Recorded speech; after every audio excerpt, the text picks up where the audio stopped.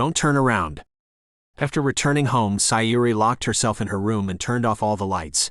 She had a very strong feeling that she would be receiving a visit soon now that 3 of the 4 girls responsible for Shizuko's death had been dealt with. As she had been anticipating, Sayuri began to sense a presence behind her. It was the moment she had been fearing. But at the same time, Sayuri was eager to get the moment over with, as the waiting had been wearing her down. Sayuri's heart began to race and her breathing became sporadic. Still, Sayuri knew she had to fight her fear and confront her departed friend. "Shizuko-chan," said Sayuri, her voice barely louder than a whisper. "I know that's you. And I know why you're here." Tears immediately began to fill Sayuri's eyes. "If it appeases your anger, then take me like you took the others. I'm just as much to blame for what happened to you as they were. I knew something was going to happen that day, but I didn't know things would go that far. Still, I shouldn't have been so afraid that I couldn't stop them." The presence behind Sayuri was growing nearer. "All I've been able to think about these last few days was how good of a friend you were," said Sayuri.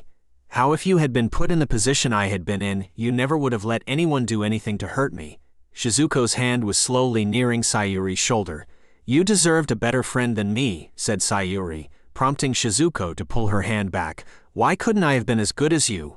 Shizuko lowered her head as if she was feeling some sort of shame for what she had been preparing to do to the only real friend she ever had. "I'll never forget how we used to draw pictures of what we wanted to be when we grew up," said Sayuri. "We weren't afraid to tell each other our dreams. Remember the picture you drew where you were a nurse? You would have made such a good one.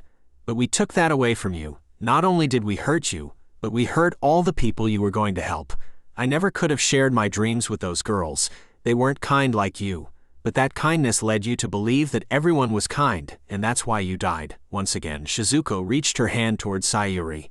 "Do it, Shizuko-chan," said Sayuri. "Do it before I become one of those people who lives only to bring pain and sadness to others."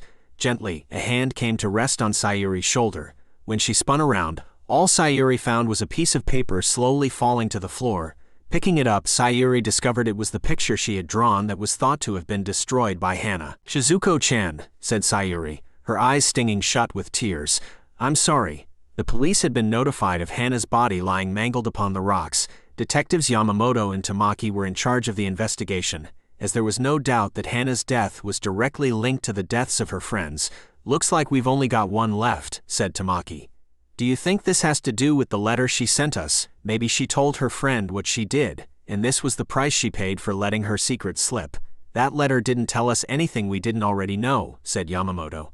"We knew early into our investigation that the victim went to the same elementary school as one of our suspects, but she didn't seem like the type who would do something like this.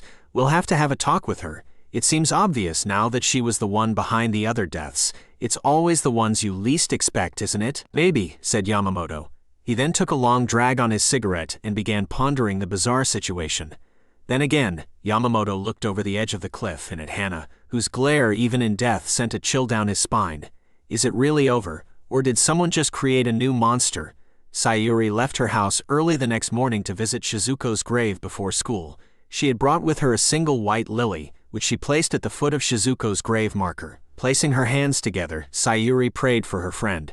"Shizuko, may your soul finally be able to find peace," she said. Thinking of the friendship and pleasant moments she had shared with Shizuko rather than the events that led to her demise, Sayuri was able to produce a smile. Checking her watch, Sayuri realized that she would have to hurry if she wanted to get to school before they closed the front gate. As she began her departure, a bitterly cold wind swept through the cemetery, stopping Sayuri dead in her tracks. Something about her immediate surroundings suddenly felt wrong to Sayuri. The feeling grew to a frightening level when she realized someone was now standing behind her.